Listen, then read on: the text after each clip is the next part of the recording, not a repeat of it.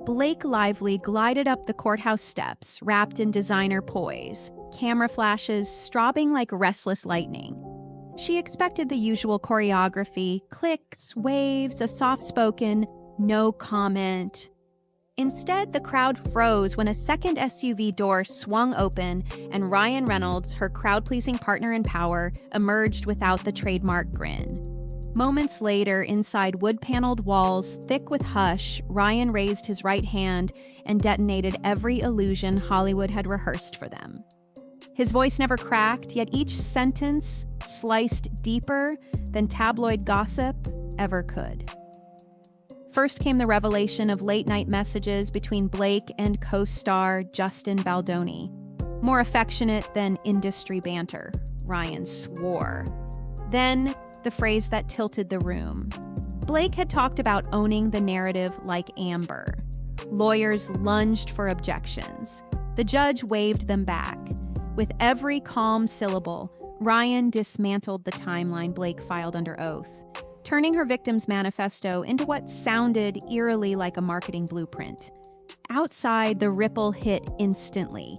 Disney executives slammed the brakes on Deadpool promo tours. Apple TV Plus yanked an $18 million Reynolds series from its slate. Meanwhile, entertainment feeds flared. Hollywood's golden! Couple implodes live. But the harshest blow landed in the front row. Reporters caught Blake's whispered plea. He was supposed to protect me, right before she slammed her trial folder so hard papers snowed across the floor. If that felt like a courtroom finale, think again. Ryan's sworn exhibits, screenshots, time-stamped emails, forensic metadata weren't even unsealed yet.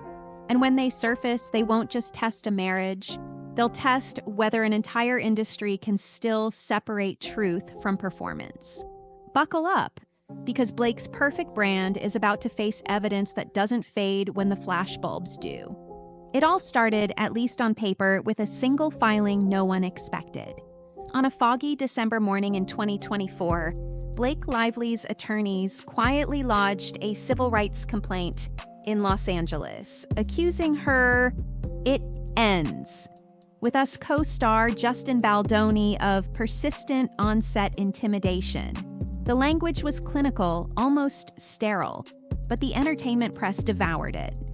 Within 48 hours, hashtags sprouted like weeds, and gossip shows recut every behind-the-scenes clip, searching for a flinch or a side-eye that might prove Blake's story. By New Year's Day, the narrative had spread far beyond the soundstage. Fashion partners drafted supportive statements. Fellow actors posted vague solidarity reels. On social media, keyboard detectives dissected wardrobe choices and lingering smiles, trying to spot the moment a friendship soured into something darker. But not everyone bought the script. Whispers surfaced in subreddits that the complaint felt more like a pre-planned campaign than a cry for help. One comment summed up the skepticism. It reads like an Amber Heard starter kit. Then came January 30th, 2025, the procedural bombshell. Because Baldoni fired back hard, his team countersued for defamation, filing in New York and dragging the entire dispute across the country. A federal judge consolidated the dueling claims, yanking both parties into a single, high-stakes battleground where every email, DM, and tear-stained voice note could become Exhibit A. Suddenly, the story wasn't regional gossip. It was interstate litigation with millions and reputations on the line. Spring should have cooled things down. Instead, the heat rose. Fan blogs noticed that Lively's podcast appearances vanished from upcoming schedules. Wellness brand collabs quietly swapped her out for different faces.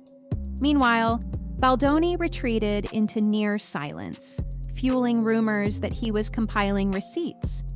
Industry insiders started calling the standoff Hollywood's Cold War, because no one knew which side would launch the first nuke. The first definitive blast arrived June 9th, 2025. Judge Louis Lyman tossed Baldoni's eye-watering $400 million countersuit, ruling it overbroad but leaving Blake's original misconduct claim very much alive. Legal analysts framed the decision as a narrow win for Blake. Headlines trumpeted, "Lively one step closer to justice." But off camera, something strange happened. Rather than celebrating, Blake's camp doubled its crisis management spend. Extra publicists were spotted shadowing her at even minor events, steering cameras away the moment someone shouted, "Baldoni." That raised eyebrows, especially because her inner circle seemed to be shrinking just as fast. Taylor Swift, normally quick with affectionate emojis, hadn't liked a Lively post in weeks. Gigi Hadid unfollowed, then refollowed, then disappeared again.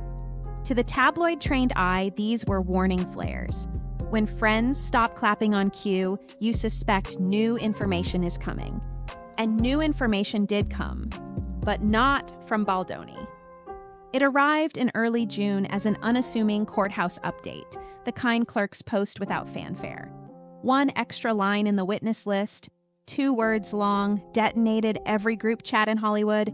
Ryan Reynolds, the golden husband, the marketing maestro, the man whose silence had signaled unity until it didn't. In that instant, the fairy tale facade Blake and Ryan spent a decade curating cracked straight down the middle. Because if Reynolds was about to testify, the question wasn't whether secrets existed. It was how many and whose careers they would torch first. The courthouse clerk posted the updated docket at 9:17 a.m., a routine upload to a creaky federal website. Most days, those PDFs sit unnoticed for hours, not this time. A paralegal from Baldoni's team clicked refresh, spotted 2 electric words, Ryan Reynolds, and fired off a group text that made half of Hollywood choke on their lattes.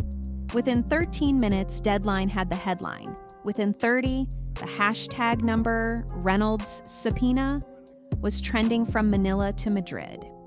The Golden Boy was no longer a supportive spectator. He was now the star witness, subpoenaed under Rule 45 and ordered to appear in person. Why the sudden drag into the fray? Quiet whispers point to one discovery email unearthed the previous week. A single thread dated November 2023. Subject line, damage control options. Inside, Reynolds had typed a sentence now seared into legal lore. If this goes public, we need facts, not feelings. Baldoni's lawyers smelled leverage. Blake's counsel smelled gasoline.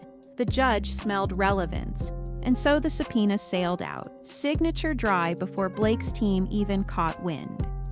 The Reynolds camp mobilized with military precision. Agents pleaded for a remote deposition, career commitments, security concerns, the whole playbook. Judge Marcia Dempsey batted it away like a gnat. "Celebrities don't get Zoom justice," she said from the bench, and the date was set for June 1st. Disney's press office, already jittery from months of gossip, issued a frost-white statement announcing production adjustments to Deadpool 3. Translation: pause every billboard until we know whether our wisecracking hero is about to detonate his own franchise. Inside the Reynolds household, tension reached a pitch only insiders could hear. One assistant swears she walked in on Ryan at 6 a.m., coffee untouched, reading deposition prep like it was a battle map. He was done, he told confidants, letting silence frame him as complicit. If his name was being dragged through the tabloids, he might as well wield it as a weapon and a shield. June 1st dawned wet and gray. Paparazzi ringed the courthouse steps, lenses fogging as humidity rose. Blake arrived first, diamonds pinned at the ear, yet eyes scanning every doorway. She expected Ryan to enter at her side, flash the easy grin, anchor the photo. Instead, he took a side entrance under armed escort, a move that signaled 2 truths at once. This appearance was mandatory, and this marriage was no longer in sync. When court convened, you could feel the oxygen thin. Ryan's oath sounded steady, almost rehearsed, but the words that followed landed like shrapnel. Late-night texts, flirtatious tone, brand first panic. He never raised his voice, he didn't need to. Facts spoken softly can thunder louder than rage when the stakes are reputation and fortune. Blake's attorneys objected, hearsay, speculation, marital privilege, but the judge allowed most of it in, citing relevance to motive and timeline. Each overruled objection was another crack in the fairy tale. Outside, the ripple became a riptide. Financial analysts flagged Maximum Effort Productions as watch investments. A boutique gin distributor yanked Reynolds-branded promos, fearing collateral backlash. Meanwhile, fan forums split into camps. Team Blake citing systemic misogyny, Team Ryan citing weaponized victimhood, feeding an outrage cycle that kept the hashtag burning hotter than any studio marketing budget could afford. And yet, inside that oak-paneled room, the most dramatic moment wasn't Ryan's calm recitation. It was Blake's reaction when the bailiff called, "No further questions." Her shoulders tightened, jaw set like stone. Witnesses say she mouthed traitor, though the court reporter only noted inaudible. Either way, the rupture was now public record, etched into a transcript no PR firm can unpublish. As proceedings adjourned, reporters sprinted for phone reception to blast alerts. Hollywood's most camera-ready couple had split, not with a divorce filing, but with sworn testimony.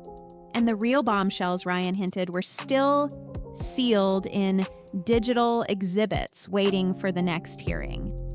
But if the husband's words could shake studio boardrooms, imagine what authenticated screenshots might do.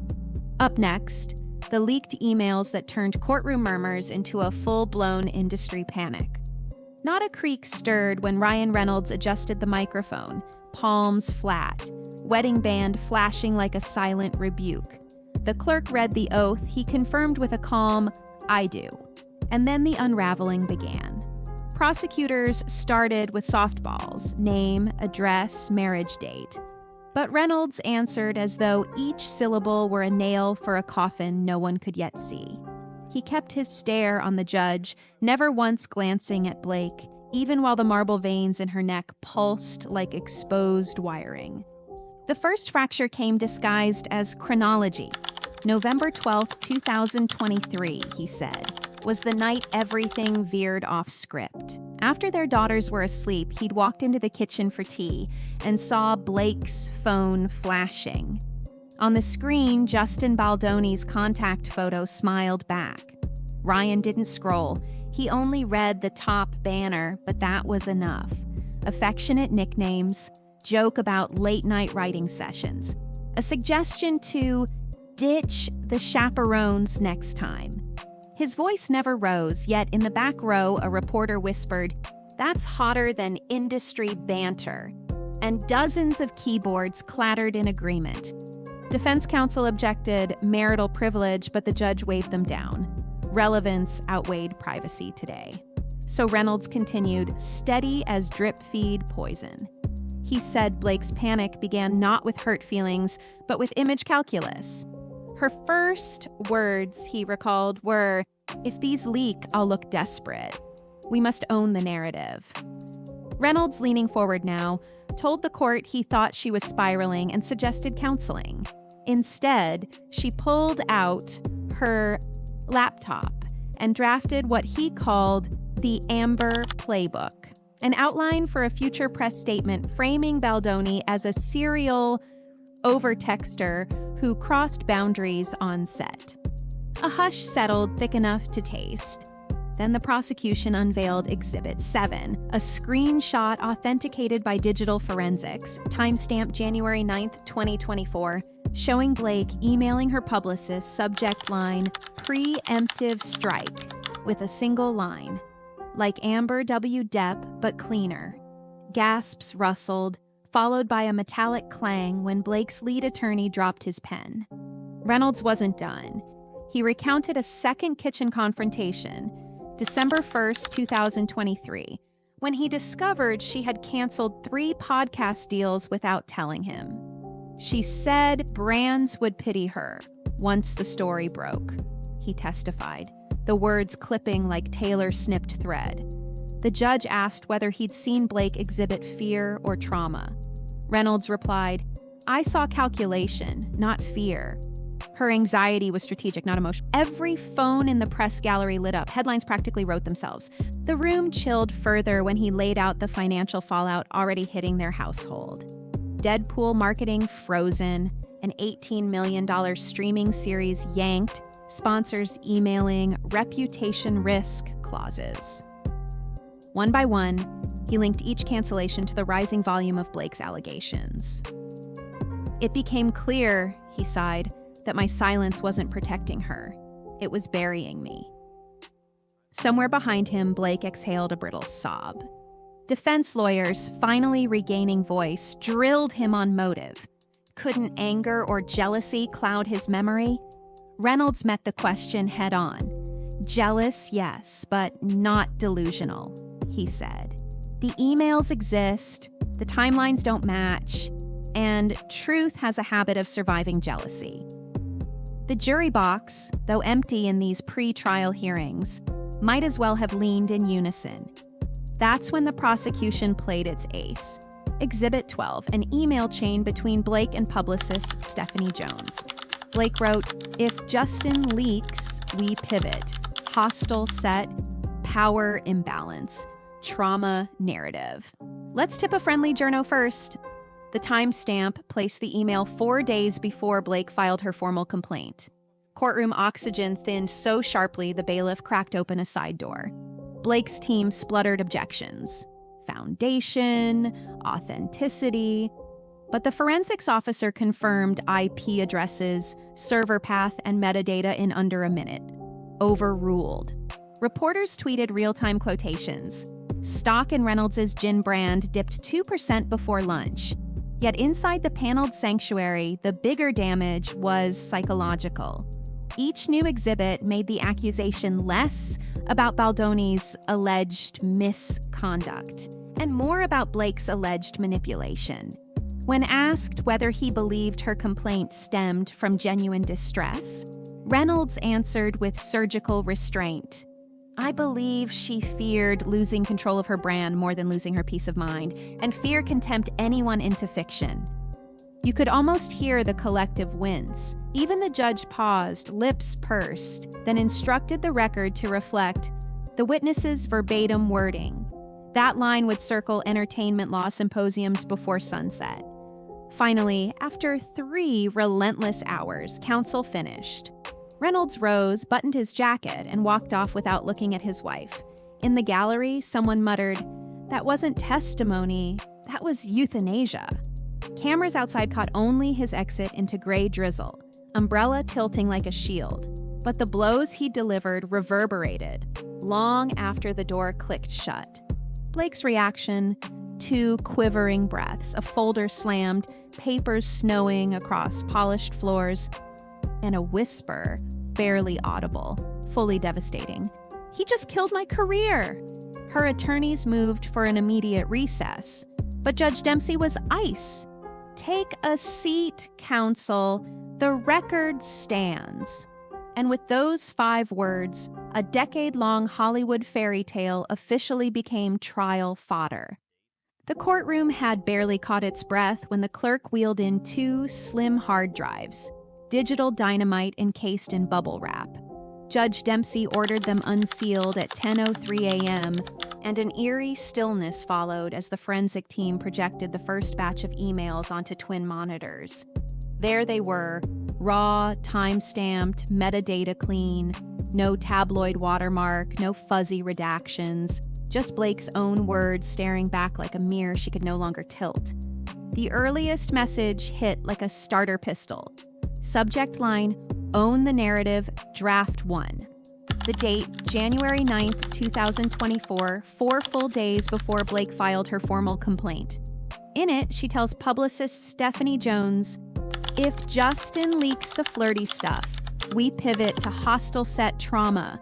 Think Amber v. Depp, but tighter." Gasps skittered across the benches. One reporter audibly whispered, Did she really type that? The forensic analyst confirmed the IP trail, New York townhouse Wi-Fi, authenticated Gmail token, no possibility of spoofing. A second email, January 11th, was colder. Blake strategizes talking points, podcast tears, late-night panic pics, sisterhood hashtags. We need the sympathy arc loaded before Variety smells blood. She even attaches a 3-page rollout calendar, color-coded for press hits and viral moments. The precision stripped every last shadow of doubt. This wasn't crisis management, it was crisis choreography. The judge called a 10-minute recess, but no one moved. Cameras outside steamed up from breath against glass as journalists sprinted to file emergency updates. Social feeds detonated with screenshot snippets, each hotter than the last. PR veterans compared the leak to a controlled demolition. Only the building's owner had accidentally wired the detonators to her own office. When court reconvened, the defense attempted damage control. They floated the idea that Blake was merely brainstorming worst-case scenarios. But Exhibit 12 obliterated that spin. A tracked change Google Doc titled Amber Case Study. Margin notes showed Blake flagging keywords that spiked social media engagement during the Depp Heard trial: survivor, gaslight, power imbalance, and slotting them next to Baldoni's name like labels on a pharmacy shelf. As the projector dimmed, Judge Dempsey's verdict on the recess request echoed like a gavel. The public has a right to see credible evidence. Motion denied.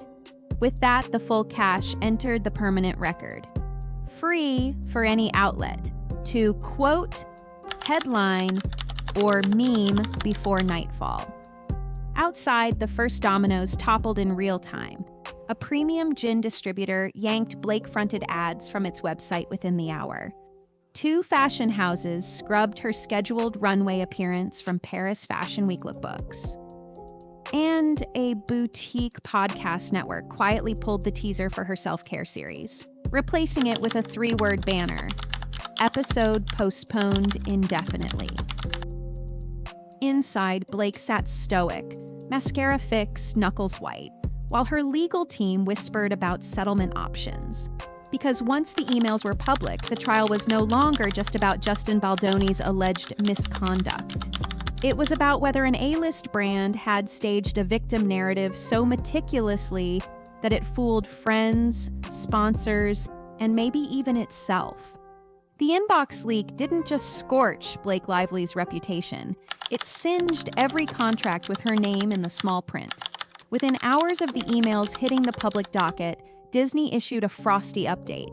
The Deadpool and Wolverine press tour was temporarily deferred pending scheduling realignment. Translation: no red carpets until the smoke clears.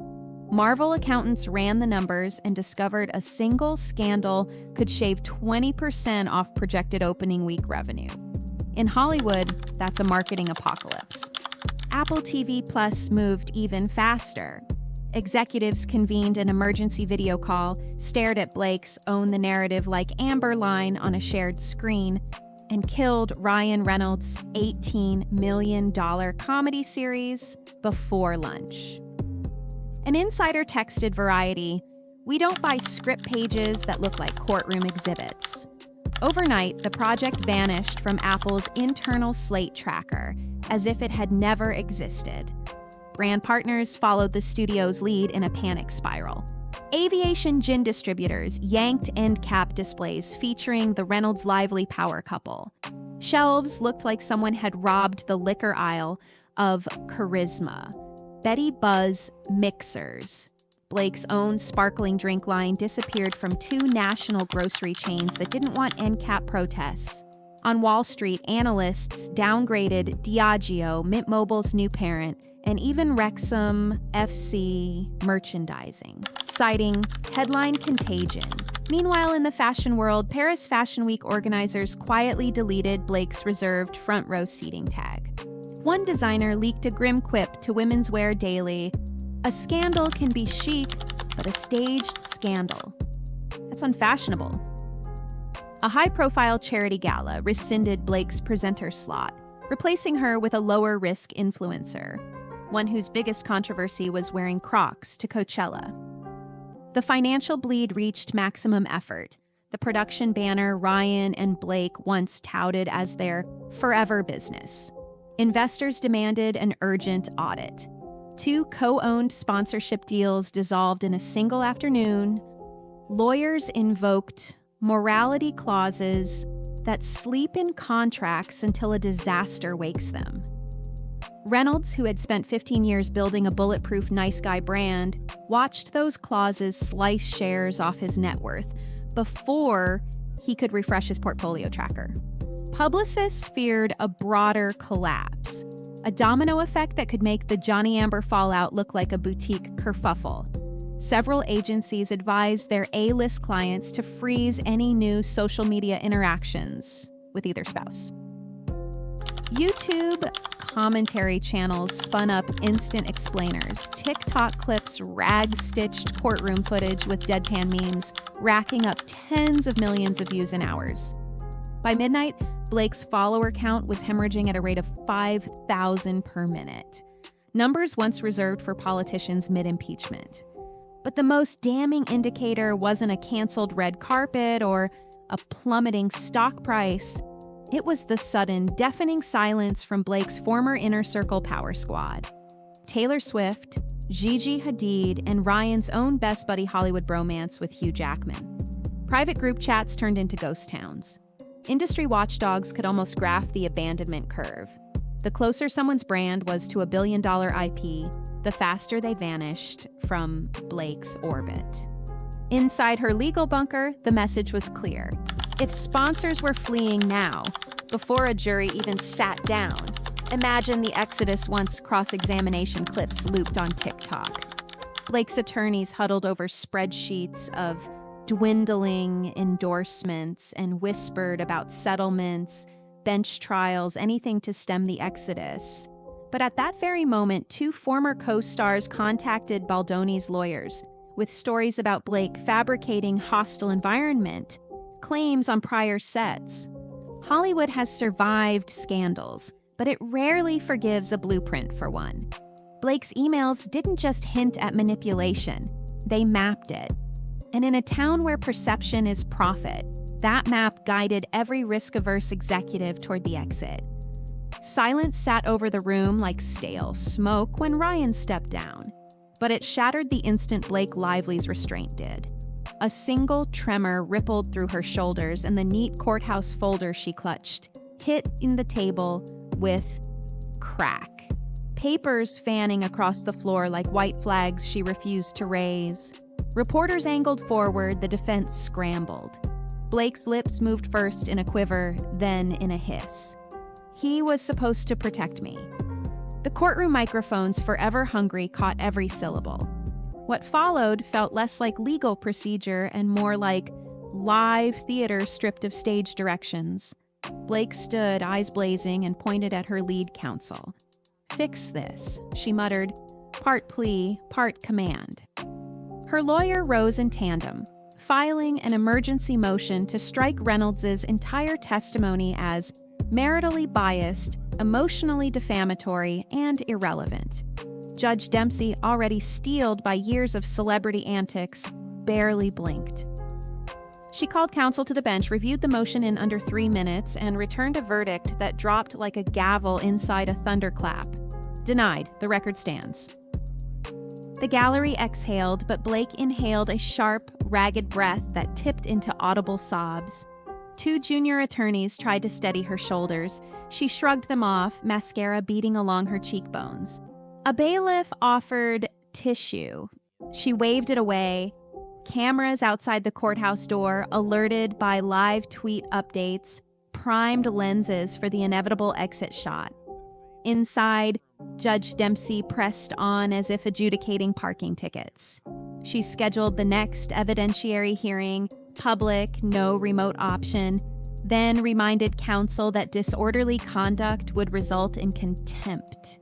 Her voice, cool as winter glass, left no space for theatrics. Yet the damage was already viral by the time she adjourned. Blake breakdown trended within 7 minutes, eclipsing every Cannes Week headline and knocking a Marvel teaser off the day's most viewed chart. Entertainment pundits framed the outburst as the trial's hinge moment. The second the case pivoted from legal debate to morality play, crisis PR veterans dissected the audio clip on morning shows, noting how "he was supposed to protect me" replaced every soundbite from the previous 48 hours. One analyst quipped, "It's the 'why is the carpet all wet, Todd' of 2025. Instantly memeable, endlessly replayed."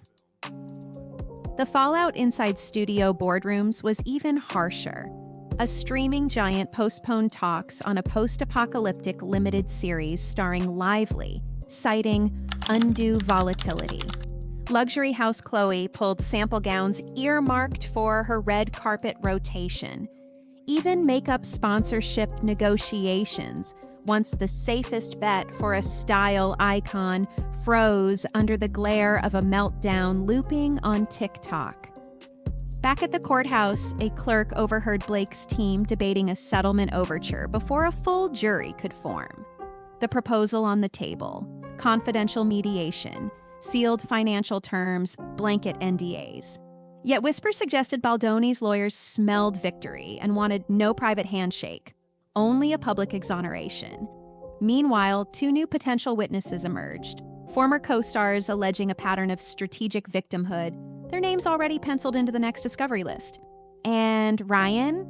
Sources say he left through the service corridor, declined comment, and headed straight to a midtown office where forensic accountants were itemizing co-owned assets for a possible separation.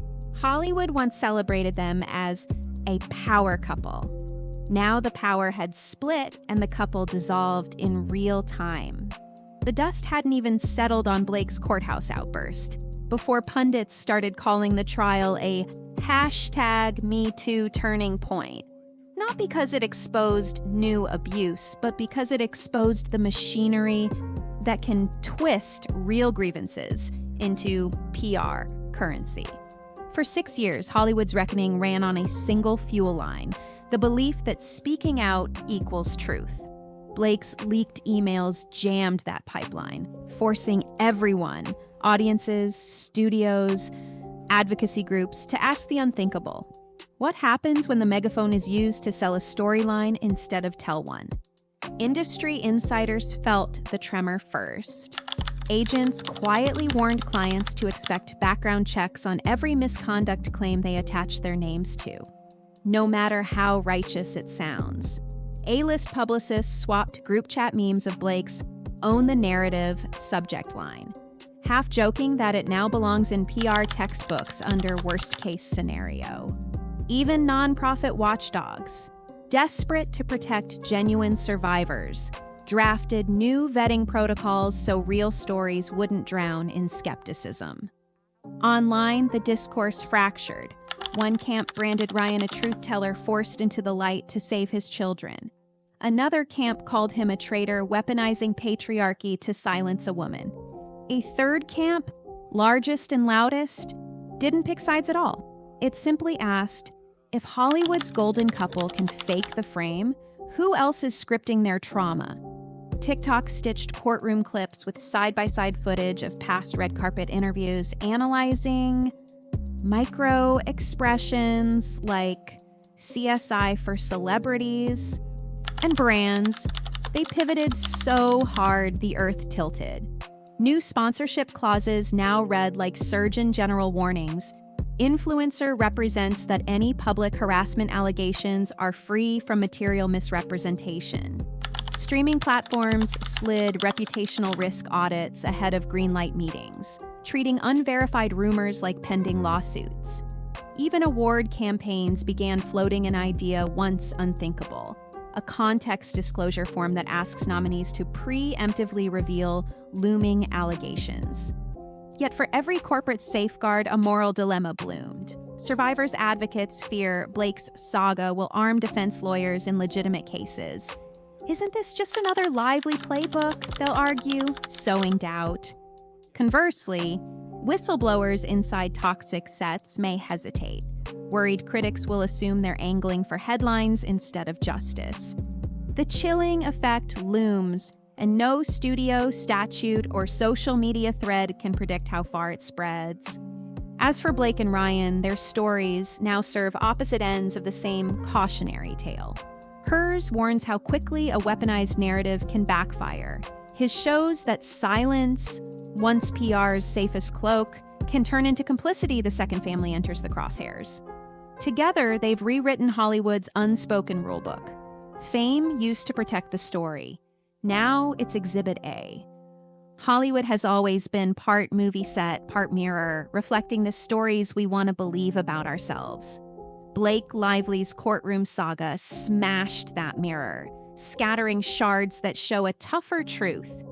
In the age of instant outrage, perception can be weaponized faster than facts can fight back. One leaked inbox, one trembling confession, and the industry's most photogenic power couple became a case study in how branding, justice, and family can collide and collapse in real time. So, where does that leave us? Somewhere between sympathy and skepticism.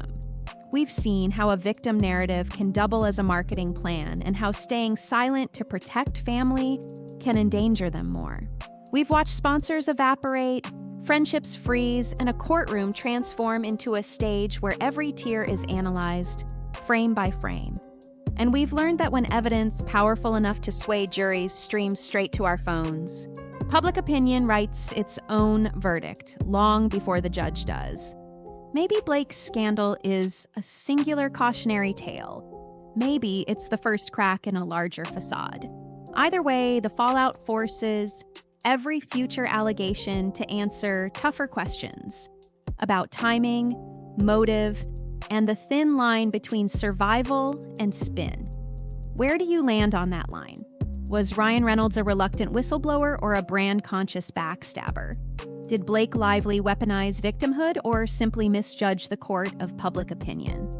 Drop your take in the comments, hit subscribe for the next twist, and ring the bell, because this story isn't over when the gavel drops.